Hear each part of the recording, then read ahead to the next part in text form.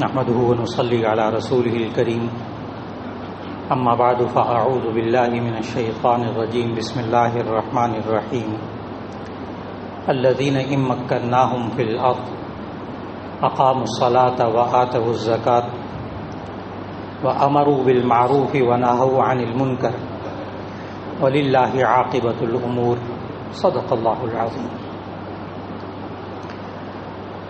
اللہ رب العزت نے ہمیں جہاں زندگی بھر کے آداب سکھائے، وہاں اللہ تعالیٰ نے ہمیں یہ بھی ادب سکھایا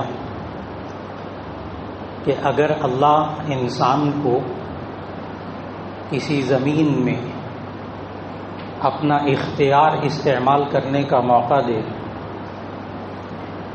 ایک ملک دے کر، ایک صوبہ دے کر، ایک علاقہ دے کر، ایک ادارہ دے کر، کوئی ایک جگہ جہاں انسان کا اختیار چلتا تو اسے کیا کرنا چاہیے؟ سورہ حج کی آیت نمبر 41 کی اللہ نے تلاوت کی توفیق عطا فرمائی۔ 17واں پارہ ہے۔ جب دل کرے کہ میں اپنے گھر میں، اپنے ادارے میں، اپنی فیکٹری میں، اپنی زمین پر، اپنے صوبے میں، اپنے ملک میں اللہ نے مجھے آزادی دی ہے اس بات کی کہ میں اس میں اپنا حکم چلا سکتا ہوں، اپنی ذمہ داری پوری کر سکتا ہوں، اس لیے کہ اللہ تعالیٰ نے اس آیت میں فرمایا کہ الذین ان مکناہم فی الارض، وہ لوگ کہ جن کو اللہ تعالیٰ زمین میں ٹھکانہ دیں۔ مکنہ یمکنو، مکان ہم اردو میں بھی کہتے ہیں، مکان جگہ، اور مکنہ یمکنو تمکیناً کا معنی ہوتا ہے عربی میں کسی کو کسی جگہ ٹھہرانا، مکان دینا، جگہ دینا، زمین دینا۔ الذین ان مکناہم فی الارض، وہ لوگ کہ جنہیں ہم زمین میں جگہ دیں۔ اور آپ فوراً سمجھ گئے کہ یہاں مکنہ ہم نے جگہ دی، اس سے مراد اللہ ہے، اس سے مراد اللہ ہے۔ جب انسان کو اللہ اختیار دے نا تو کیا کام کرنے ہیں؟ آگے اللہ تعالیٰ نے 4 کام بتائے ہیں، بس کوئی پیچیدہ باتیں نہیں۔ الذین ان مکناہم فی الارض اقاموا الصلاۃ، جب اللہ زمین میں جگہ دے تو نماز قائم کریں۔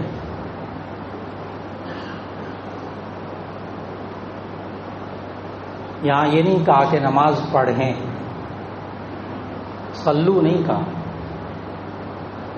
لوگوں کو یہی غلط فہمی ہوتی ہے، وہ کہتے ہیں ملک میں، صوبے میں، علاقے میں، اپنی فیکٹری میں، اپنے گھر میں نماز کا نظام ہم کیا نافذ کریں؟ نماز تو انفرادی عمل ہوتا ہے، یہ تو انسان کے انڈیویجول عبادت ہے، ذاتی عمل ہے، ذاتی عمل ہے نماز پڑھنا۔ اور یہاں جو اللہ نے حکم دیا وہ نماز پڑھنے کا حکم نہیں دیا، الفاظ پر غور کیجیے گا۔ الذین ان مکناہم فی الارض اقاموا الصلاۃ۔ حضرت شاہ ولی اللہ رحمہ اللہ نے حجت اللہ البالغہ میں اسی آیت کی تشریح کرتے ہوئے اقاموا الصلاۃ کا معنی بیان کیا کہ اقامہ کا معنی عربی کے اندر اقامہ یقیم اقامتاً کا معنی قائم کرنا، شائع کرنا، عام کرنا، نافذ کرنا۔ عربی ڈکشنری اٹھا کر دیکھیں، وہاں بھی آپ کو اقامہ کے معنی یہ ملے گا، قائم کرنا۔ الذین اقاموا الصلاۃ، وہ لوگ کہ جو نماز قائم کریں، خود تو پڑھنی ہے، باقی کے اوپر بھی ان کو بھی کہنا پڑے۔ اس سے کیا ہوگا؟ ثواب ملے گا آخرت میں۔ دنیا میں کیا ہوگا؟ اگر ہم اپنے گھر کے افراد کو، گھر کے ملازمین کو، اپنے کوک کو، باورچی کو، اپنے چوکیدار کو، اپنے گارڈ کو، اپنے دفتر میں اپنے ماتحتوں کو جب ہم نماز کا کہیں گے، نماز کا پابند کریں گے، اقاموا الصلاۃ، اس سے ہوگا کیا پھر؟ اب 21ویں پارے کی پہلی آیت پڑھیے گا، اس کا ترجمہ پڑھیے گا. اتل ما اوحی الیک من الکتاب واقم الصلاۃ ان الصلاۃ تنہی عن الفحشاء والمنکر. اقم الصلاۃ، تم نماز قائم کرو. کیوں؟ کیا ہوگا اس سے دنیا میں، انسان کی زندگی میں؟ کہ ان الصلاۃ تنہی عن الفحشاء والمنکر، کہ نماز انسان کو بے حیائیوں اور برائیوں سے روکے گی. ہم چاہتے ہیں نا کہ ہمارے ملازمین برائی نہ کریں، بے حیائی کے کام نہ کریں، تو ان کو نماز پڑھنے پہ لگا دیں. خالق نے کہا ہے، کسی مولانا صاحب نے نہیں کہا جن سے آپ کہہ سکتے ہو کہ جی مولانا مجھے آپ کی رائے سے اختلاف ہے. نماز تو انفرادی عمل ہوتا ہے، جو پڑھے نہ پڑھے. اقام الصلاۃ، نماز قائم کرو. ایک ذمہ داری ہے، گھر میں اللہ نے حکومت دی ہے، گھر کے افراد کو نمازی بنائیے. اللہ نے ایک فیکٹری کے اندر آپ کو مالک بنایا اس زمین کا، وہاں کے رہنے والوں کو نمازی بنائیے. ان کو ماحول دیجیے، ان کے لیے مسجد بھی بنائیے، ان کے لیے وقت بھی دیجیے، ان کے ٹائم ٹیبل بھی رکھیں، ان کے لیے امام بھی مقرر کریں. ہوگا کیا وہاں کہ یہ نماز ان کو بے حیائی برائیوں سے روکے گی. ایک کام، جب اللہ زمین دے، ملک دے، آزادی دے، تو پہلا کام آزادی کس چیز کی؟ یہی آزادی الذین مکناہم فی الارض. جب ہم تمہیں آزادی دیں کہ تم وہاں ہر سب کچھ کر سکتے، تم اپنا حکم چلا سکتے، تو اقاموا الصلاۃ، نماز قائم کیجیے. نمبر 2، آتوا الزکاۃ، زکوٰۃ ادا کیجیے. زکوٰۃ ادا کیجیے. حضرت عمر فاروق رضی اللہ تعالیٰ عنہ نے اس بات کو جو نبی صلی اللہ علیہ وسلم نے مدنی زندگی میں اسلامی ریاست میں شروع کی تھی، اس کو کہاں تک پہنچایا. ممکن ہے کوئی صاحب کہیں کہ یہ ڈنڈے کے زور سے تو نہیں کروانا چاہیے نا یہ سب کچھ، زکوٰۃ ادا کرنے کو خوشی سے دے گا. حضرت ابوبکر صدیق رضی اللہ تعالیٰ عنہ نے جب خلافت سنبھالی ہے، نبی صلی اللہ علیہ وسلم کا وصال ہوا، حضرت ابوبکر صدیق رضی اللہ تعالیٰ عنہ کو خلیفہ بنایا گیا، تو بعض قبائل نے زکوٰۃ دینے سے انکار کر دی. ہم نبی صلی اللہ علیہ وسلم کو زکوٰۃ دیتے تھے، آپ کو نہیں دیں. ان کے ساتھ ہمارا تعلق. وہ منکرین زکوٰۃ کہلائے اسلامی تاریخ کے اندر، منکرین زکوٰۃ. اور حضرت ابوبکر صدیق رضی اللہ تعالیٰ عنہ نے اعلان کیا کہ اگر کوئی ایک رسی بھی اونٹ کو باندھنے والی رسی بھی اگر وہ زکوٰۃ میں سے کم کرے گا، میں اس کے ساتھ جہاد کروں گا. اور حضرت ابوبکر صدیق رضی اللہ تعالیٰ عنہ نے منکرین زکوٰۃ کے ساتھ جہاد کیا. یہاں سوال کا جواب ملے گا، کیا ڈنڈے کے زور سے؟ نہیں، یہ حکومت کا کام.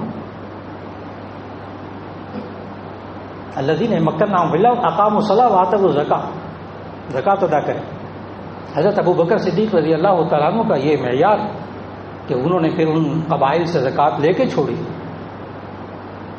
پھر حضرت عمر رضی اللہ تعالیٰ عنہ کے دور میں عروج کیسے پہنچتا ہے؟ 10 لاکھ مربع میل کے علاقے پہ حکومت کر رہے ہیں. اب آپ کو ایک سوال کا جواب ملے گا اس میں سے.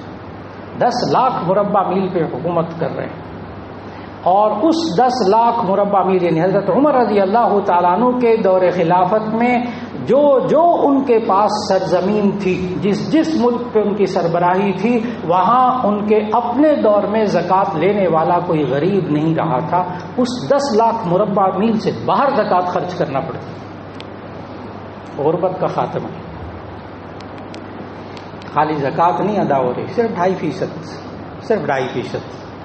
اللہ کا نظام. ٹیکس اور چیز، زکوٰۃ اور چیز. Tax income per, income tax. زکوٰۃ بچت پر. بہت فرق ہے. آپ نے 10 لاکھ روپے رکھا ہوا ہے، ایک دفعہ بینک میں ڈالا، آپ پر انکم ٹیکس لگ گیا، چلو بس. اب جب تک 10 لاکھ آپ کے پاس پڑا ہوا ہے نا، اس پر ٹیکس نہیں لگے گا تا زندگی. FBR کو آپ حضرات بہت اچھی طرح سمجھتے ہیں. اس پر اب ٹیکس نہیں لگے، لیکن زکوٰۃ آپ کو 10 لاکھ کی ہر سال دینا پڑے گی. فرق آ رہا ہوگا سمجھ. زکوٰۃ بچت پر، یہ اللہ کا حکم ہے، ایک فرض انسان کے ذمہ. صرف اس فرض کو ادا کیا جائے تو آج بھی دور فاروقی کی طرح ہم لوگ غربت ختم کر سکتے ہیں. آپ ملکی سطح پہ نہیں کر سکتے نا، تو صرف اپنے خاندان میں شروع کر دیجیے کہ سب سے پہلے میں اپنے خاندان کو دیکھوں گا. اس کو اقربا پروری نہیں کہتے، اقربا پروری اور چیز ہے. یہ تو نبی صلی اللہ علیہ وسلم نے سکھایا ہے. یہ کہنا کہ میں زکوٰۃ صرف اپنے رشتہ دار کو دوں گا، یہ اقربا پروری نہیں ہے، یہ تو کچھ اور چیز ہے. نبی صلی اللہ علیہ وسلم نے فرمایا آپ عام غریب کو زکوٰۃ دیں 1 ثواب، اور رشتہ دار کو زکوٰۃ دیں 2 ثواب، ایک صلہ رحمی کا، ایک زکوٰۃ ادا کرنے کا. وہاں اقربا پروری نہیں آ رہی. اپنے رشتہ داروں سے شروع کر دیجئے کہ آج کے بعد میں جو زکوٰۃ دوں گا اس میں سب سے اول ترجیح اپنا خاندان. میں دیکھوں گا میرے قریب کون زکوٰۃ کا مستحق. آپ اپنی آنکھوں سے اپنی زندگی میں دیکھ سکتے ہیں کہ جو بندہ آج اپنے خاندان پر محنت کرے انشاءاللہ اس کے اپنے خاندان میں سے غربت ختم ہو جائے گی، محتاجی ختم ہو جائے گی. محتاجی صاحب نصاب، غربت کا خاتمہ صاحب نصاب پر زکوٰۃ ہوتی ہے. صاحب نصاب کون؟ 80,000 روپیہ یعنی 200 درہم. 200 درہم اس کے پاس بچے ہوئے ہوں اور سال بھر بچے رہیں تب کہیں جا کر اس پر زکوٰۃ فرض ہوتی ہے. اب 80,000 روپے ایک بندے کے پاس بچت ہوگی نا تب غربت کا خاتمہ ہوگا. یعنی اس کے پاس 80,000 روپے بچت پڑی ہوئی ہے تب کہا جائے گا یہ مستحق نہیں ہے زکوٰۃ کا. غربت کا وجود ختم ہو جاتا ہے اگر انسان زکوٰۃ کے نظام کو نافذ کر دے. خالق ہے وہ اللہ، خالق ہے اللہ. 2 کام ہو گئے. نمبر 1 نماز کا نظام قائم کرنا. جب اللہ زمین دے، جب اللہ ملک دے، آزادی دے، وہاں نماز کا نظام نافذ کیجیے. نمبر 2 اور ملک میں نے بتایا ملک کی بڑی بات ہو گئی نا. آپ کو فیکٹری دی اللہ نے، ایک ادارہ دیا ہے، ایک جگہ دی ہے، ایک زمین، ایک دفتر دیا ہے، اس میں آپ بڑے ہیں. آپ اپنے ماتحتوں کو نماز پہ لے آئیے. اپنے ماتحتوں کو دیکھیے، اگر وہ زکوٰۃ کے مستحق ہیں آپ اپنی زکوٰۃ تیار رکھیں ان کے ساتھ تعاون کرنے کے لیے. اپنے ورکروں کو، اپنے کام کرنے والوں کو آپ تنخواہ دیجیے، لیکن جو بچت ہے زکوٰۃ کی وہ رکھیے ذرا اپنے پاس. بچوں کی پیدائش ہے، آپریشن ہے، بیماریاں ہیں، فلاں ہے، اس کی زکوٰۃ سے مدد کیجیے. جہاں آپ کو اللہ نے حکومت دی اس دفتر کے اندر، اس فیکٹری کے اندر، اس ادارے کے اندر کیجیے. نمبر 3 اقاموا الصلاۃ وآتوا الزکاۃ. نمبر 3 وامروا بالمعروف. اور نمبر 4 ونہوا عن المنکر. اور آخر میں آیت ہے وَلِلَّهِ عَاقِبَةُ الْأُمُورِ. یہاں یہ آیت مکمل ہو رہی ہے. نمبر 1 امر بالمعروف. نمبر 2 اس میں نہی عن المنکر. امر بالمعروف نیکی کا حکم دینا، نیکی کا حکم دینا. جتنے اچھے کام ہیں اللہ اور اس کے رسول صلی اللہ علیہ وسلم نے بتائے ہیں اس کا آپ حکم دیجیے. کہیے، کہہ تو سکتے ہیں بھائی آپ سچ بولا کریں. دیکھیں یہاں میرے دفتر میں نہ جھوٹ نہیں چلے گا، خود بھی نہ بولے انسان، جھوٹ نہیں چلے گا. امر بالمعروف کی مثالیں دے رہا ہوں. بھئی یہاں خیانت نہیں چلے گی، کرپشن نہیں چلے گی، میرے دفتر میں کم از کم نہیں چلے گا. میری کلاس ہے، میں پڑھاتا ہوں، جی میرے طلبہ جھوٹ نہیں بولتے، میرے طلبہ چوری نہیں کرتے، میرے طلبہ کسی کو مارتے نہیں، بھیجا تکلیف نہیں پہنچاتے. جہاں انسان کی حکومت، ایک استاد کی حکومت اپنے طلبہ پر، ایک محتمم کی حکومت اپنی رائے، ایک پرنسپل کی حکومت اپنی جگہ، نافذ کر کے دیکھیں. نیکی کا حکم دیتے جتنی نیکیاں ہیں. نمبر 2 ونہوا عن المنکر. اور وہ بری باتوں سے روکیں. بری باتوں سے روکنے کا بھی نبی صلی اللہ علیہ وسلم نے انداز بتایا، طریقہ بتایا، سلیقہ بتایا. فرمایا اذا رأى منکم منکرا فلیغیروا بیدہ. یہ جتنی باتیں عرض کر رہا ہوں نا، ایک بندہ نہیں کہہ سکے گا مولانا یہ قابل عمل نہیں ہے اس دور میں. کہاں رہتے ہیں آپ؟ زمینی حقائق کی باتیں کیا کریں. اس آیت کے ترجمے میں جو بات عرض کر رہا ہوں، ایک بندہ نہیں کہہ سکتا کہ یہ ممکن نہیں ہے، میں نہیں کر سکتا، وہ نہیں کرتا، نہیں، ہمارے عام طور پر مزاج یہ وہ نہیں کرتا، نہیں، میں کر سکتا ہوں کہ نہیں کر سکتا، میں اپنی جگہ کر سکتا ہوں کہ نہیں کر سکتا۔ ایک بندہ نہیں کہہ سکتا کہ جی یہ ممکن نہیں ہے۔ اور جو حدیث سنانے لگا ہوں نہو عن المنکر، نہی عن المنکر کے بارے میں جو حدیث سنانے لگا ہوں، اس حدیث پر کوئی بندہ یہ نہیں کہہ سکتا میں تو بالکل عمل نہیں کر سکتا، مولانا بے بس ہوں، میرے ہاتھ پاؤں سارے بندھے ہوئے۔ ایک بندہ نہیں کہہ سکتا اس معاشرے میں سے۔ حدیث کا ترجمہ عرض کرنے لگا، نبی صلی اللہ علیہ وسلم نے فرمایا برائی کو کیسے روکیں، آخری اور چوتھا کام، برائی کو کیسے روکیں۔ من رأى منكم منكرا فليغيره بيده فإن لم يستطع فبلسانه فإن لم يستطع فبقلبه وذلك أضعف الإيمان أو كما قال عليه الصلاة والسلام۔ من رأى منكم منكرا، جو شخص تم میں سے برائی دیکھے، فليغيره بيده، اس کو اپنے زور بازو سے روکے۔ آپ کے پاس اختیارات ہیں نا، آپ اس ادارے کے سربراہ ہیں، آپ دفتر کے سربراہ ہیں، آپ ادارے کے سربراہ، فیکٹری کے سربراہ ہیں، آپ کے پاس کچھ اختیارات ہیں۔ دیکھو جو جھوٹ بولے گا نا اس کی تنخواہ کٹے گی، جو کھلا کرے گا اس کو یہ ہوگا، اور جو سچ بولے گا اس کو یہ ہوگا۔ اس وقت میرے سامنے ایسی فیکٹریاں ہیں اس وقت پاکستان میں کہ جن کے ورکر 100% نمازی ہیں، 300 400 ورکر کام کرنے والے وہاں، سارے کے سارے نمازی۔ کچھ تو اثر ہوگا نا جو اللہ نے کہا ہے۔ لہذا ایک بات، اپنے زور بازو کو استعمال کیجئے۔ کوئی نماز نہیں پڑھ رہا اس کے لیے، کوئی جھوٹ بول رہا ہے اس کے لیے، کوئی خیانت کر رہا ہے اس کے لیے، کوئی اور غلط بات کر رہا ہے اس کے لیے۔ نمبر 1، من رأى منکم منکرا فلیغیرہ بیدہ، جو تم میں سے برائی دیکھے وہ اپنے زور بازو سے روکے۔ فإن لم يستطع فبلسانہ، اگر اس کی طاقت نہیں رکھتا تو زبان سے روک دے، یہ نہ کرے، یہ غلط بات ہے، آئندہ نہیں کرنا یہ آپ نے، یہ تو کہہ سکتا ہے۔ چلے مولانا آپ کو کیا پتا، میں زبان سے بھی نہیں کہہ سکتا گھر کے اندر اپنے بیوی بچوں کو، میں بے بس ہوں بالکل، تو کوئی بات نہیں۔ اگلا تیسرا مرحلہ، وہاں بے بس کوئی نہیں ہے، زور بازو سے روکیے۔ نمبر 2، زبان سے روکیے، اگر نہیں زور بازو نہیں استعمال کر سکتے، طاقت نہیں استعمال کرتے۔ فإن لم يستطع فبقلبه، اگر زبان سے بھی کہنے کی طاقت نہیں رکھتے تو کم از کم دل سے تو اس کو برا سمجھیں، اس برائی کو۔ اس سے کس نے روکا ہے؟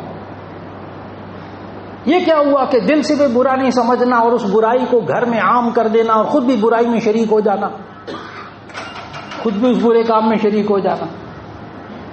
دل میں اس برائی کو برا سمجھنے سے تو کسی نے نہیں روکا۔ اس تیسری سٹیج پر کوئی بندہ یہ نہیں کہہ سکتا کہ میں بے بس ہوں۔ اس تیسری سٹیج میں کوئی بندہ یہ نہیں کہہ سکتا میں بے بس ہوں، یعنی میں برائی کو برائی دل سے سمجھ بھی نہیں سکتا، سوال ہی پیدا نہیں ہوتا، کوئی بندہ بے بس نہیں۔ وَلِلَّهِ عَاقِبَةُ الْأُمُورِ، ہمارا کام ہے کوشش کرنا۔ آگے اللہ نے پتہ کیا کہا، وَلِلَّهِ عَاقِبَةُ الْأُمُورِ، کاموں کا انجام یہ اللہ کے ذمے ہے، کاموں کا انجام اللہ کے ذمے ہے۔ آپ کا کام بیوی بچوں اپنے ماتحتوں کے کان پہ اتارنا، اپنا زور بازو استعمال کرنا، اپنے اختیارات استعمال کرنا، اپنی زبان استعمال کرنا، دل میں بات ڈالنا اللہ کا کام ہے، یہ ہمارے بس میں نہیں ہے۔ کم از کم اتنا تو کرتے ہیں۔ آگے اللہ نے خود کہہ دیا، آپ لوگ جب آپ کو آزادی ملے، ملک ملے تو 4 کام کر لیں اللہ دین، جب ضرورت پڑے۔ سورہ حج کی آیت نمبر 41 الذین مکناہم فی الارض اقاموا الصلاۃ وآتوا الزکاۃ وامروا بالمعروف ونہوا عن المنکر، وہاں نماز قائم کیجیے۔ نمبر 2، زکوٰۃ ادا کروائیں۔ نمبر 3، نیکی کا حکم دیں۔ نمبر 4، برائی سے روکیں، اور پھر اس کے بعد انجام اللہ کے ذمے ہے۔ وَلِلَّهِ عَاقِبَةُ الْأُمُورِ، اللہ رب العزت نے ہمیں جو یہ آزاد ملک دیا، نام اسلامی جمہوریہ پاکستان، ابھی بھی الحمدللہ اللہ نے بے شمار نعمتیں دی ہوئی ہیں، بے شمار موقع دیے ہوئے ہیں، بے شمار اختیارات دیے ہوئے ہیں۔ اللہ ہمیں اس قرآن حکیم کے نظام کو، نبی صلی اللہ علیہ وسلم کے سیرت طیبہ کے مطابق نافذ کرنے کی توفیق عطا فرما دے، خود اپنے اوپر نافذ کرنے کی ہمیں توفیق عطا فرما دے۔ وآخر دعوانا ان الحمد للہ رب العالمین۔